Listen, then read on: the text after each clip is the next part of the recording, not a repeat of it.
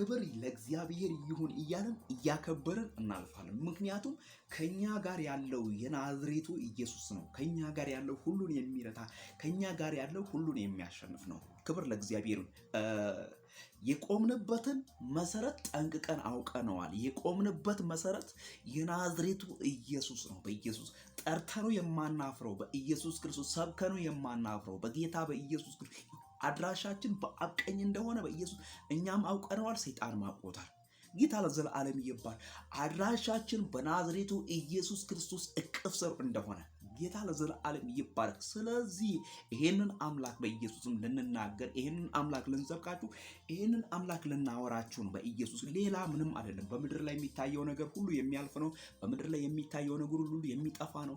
የማይጠፋውን የናዝሬቱ ኢየሱስ ክርስቶስን እንሰብካችኋለን፣ እርሱን እናወራችኋለን፣ እርሱን እንነግራችኋለን። ይህም ወንጌል ነው በኢየሱስ። ወንጌልም ስለ ልጁ ስለ ኢየሱስ ክርስቶስም ይረዳል፣ ያግዛል፣ ያድናል፣ ያተርፋል ብለን ስንናገራቸው ስለተረፍን ነው። መዳን በሌላ በማንም የለም። በማህበራዊ ሚዲያ የምትከታተሉኝ የአባቴ ብሩካን እግዚአብሔር የረዳችሁ የእግዚአብሔርን ምሕረት በኢየሱስ ክርስቶስም የቀመሳችሁ የመዳንን ቀን እግዚአብሔር አምላክ ያወጣላችሁ የእግዚአብሔርን ወንጌል አውሩ፣ አትድከሙ። በኢየሱስ ክርስቶስም ኢየሱስ ጌታ ነው።